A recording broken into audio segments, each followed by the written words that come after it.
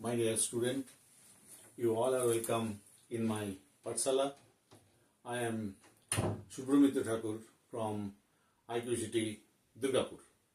আজকে একটা নতুন চ্যাপ্টার পড়ব, সেটা হচ্ছে এক্সপোনেন্ট। ভেরি ইন্টারেস্টিং, খুব মজাদার চ্যাপ্টার। আমার তো খুব ভালো লাগে।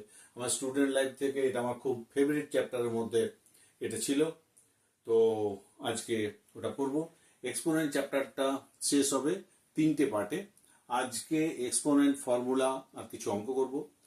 2 নম্বরে স্কোয়ার রুট করব, 3 নম্বরে কিউব রুট করব। ব্যাস, এক্সপোনেন্ট শেষ 3 দিনে। ঠিক আছে? তোমরা একটা জিনিস জানো যে এটা মানে কি বলতো, a কিউব আর 3a এই দুটো কি একই? না, এটা এক না। a কিউব মানে হচ্ছে a into a R 3a মানে হচ্ছে a প্লাস a। মানে এখানে আমি ইন্টু মানে মাল্টিপ্লিকেশন করেছি, আর এখানে আমি অ্যাডিশন করেছি।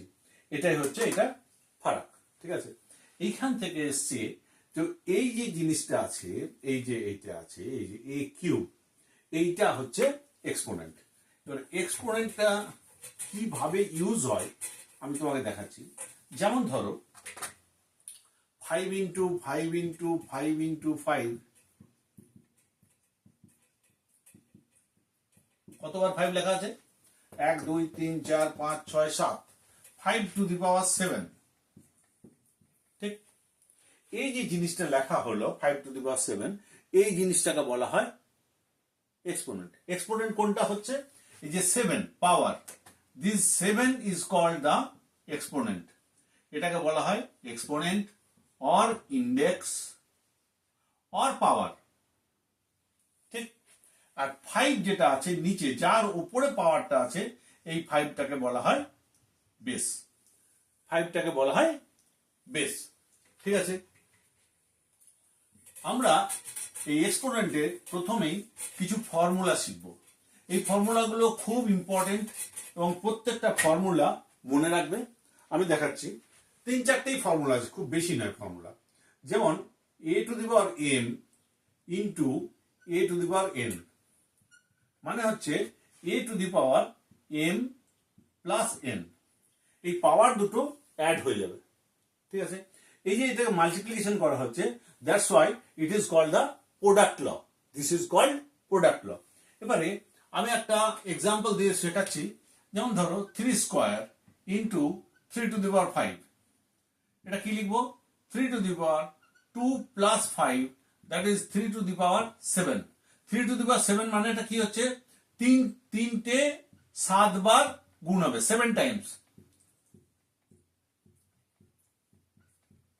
1 2 3 4 5 6 7 এতবার মাল্টিপ্লিকেশন হবে 3 টু দি পাওয়ার 7 মানে এরকম।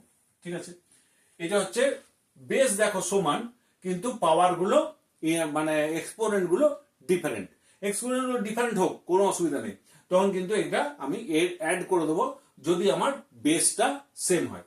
This is called the product law. This is হচ্ছে product law.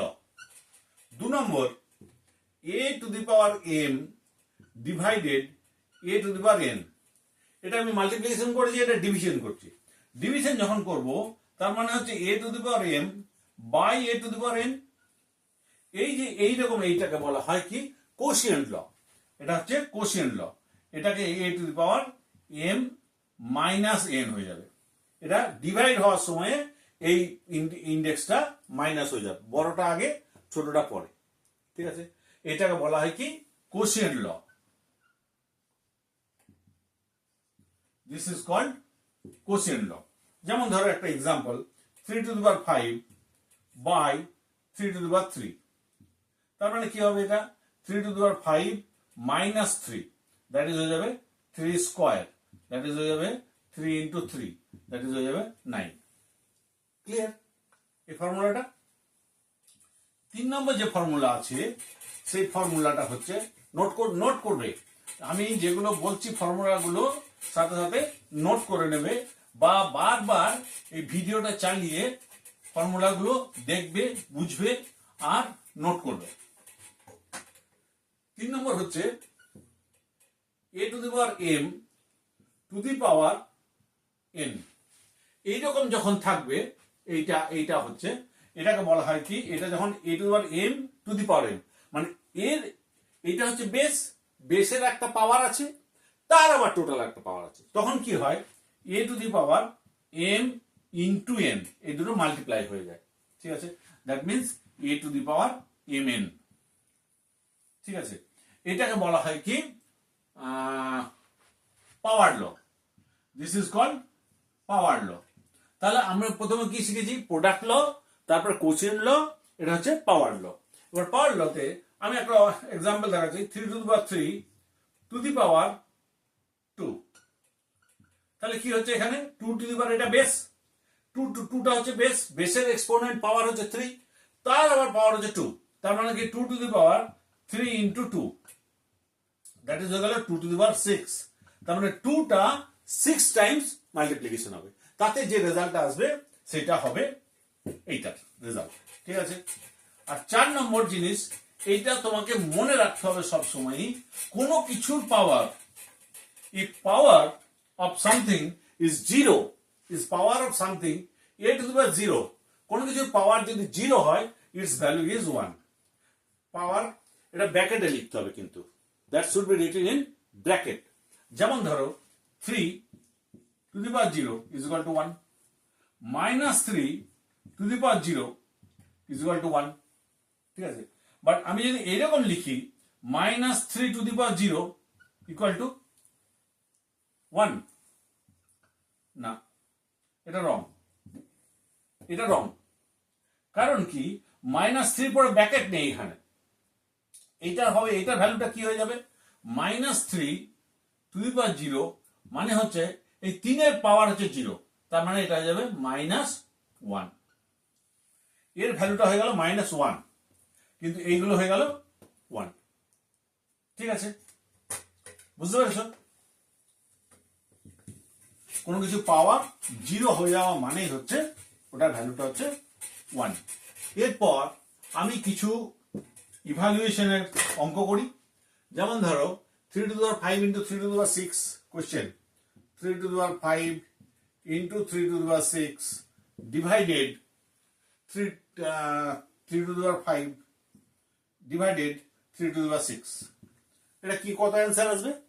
3 to the power 5 into 3 to the power 3, আচ্ছা 3 to the power 5 into 3 to the power 5 divided 3 to the power 6, তার মানে হচ্ছে 3 to the power 5 into 3 to the power 5 divided by 3 to the power 6।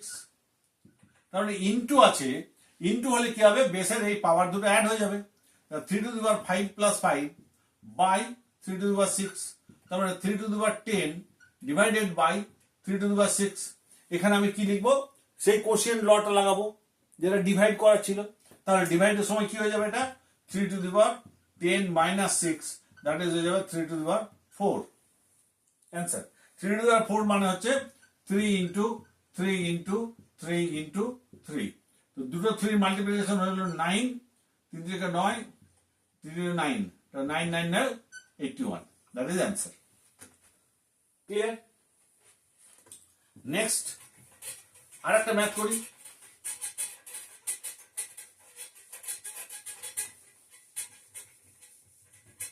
যেমন ধরো -2 to the power 7, question -2 to the power 7 divided -2 to the power 6 divided -2 to the power 6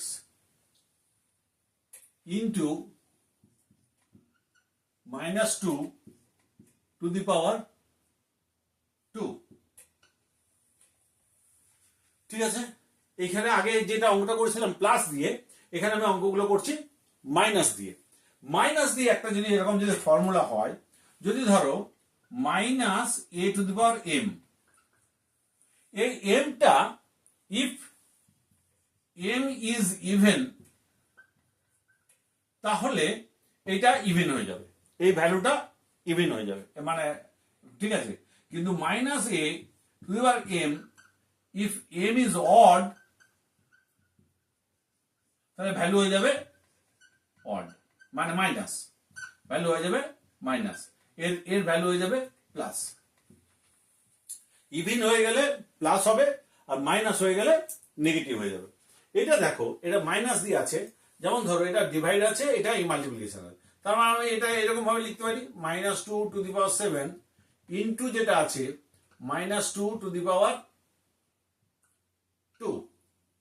divided by -2⁶।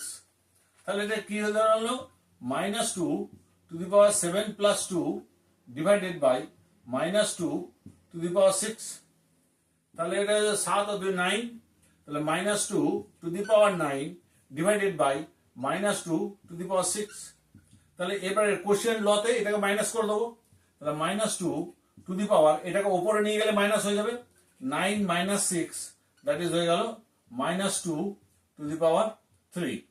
তার মানে কি হলো, -2⁵। এখানে যখন অড বলেছি, এখানে এমটা যদি অড হয় তাহলে ভ্যালুটা নেগেটিভ হবে, কারণ কি -2 ইন্টু -2 ইন্টু -2, আমরা জানি যে সাইনের মাল্টিপ্লিকেশনে মাইনাস মাইনাসে প্লাস, প্লাসে মাইনাসে মাইনাস।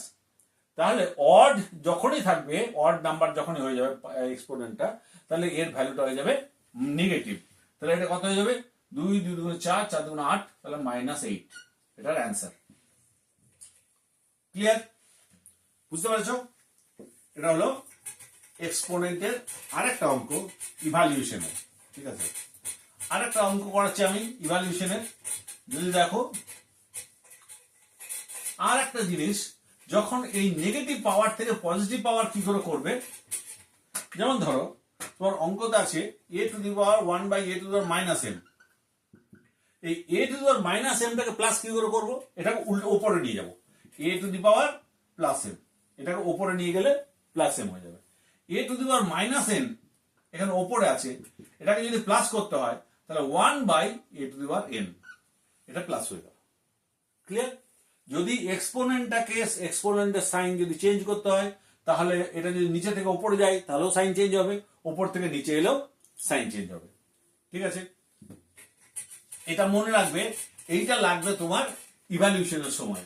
ঠিক আছে, আর একটা ইভালুয়েশন আমি দেখাচ্ছি, যে 3 × 4⁻³ মাইনাস 4 × 5² প্লাস 2⁻³ ইন্টু 8⁻0,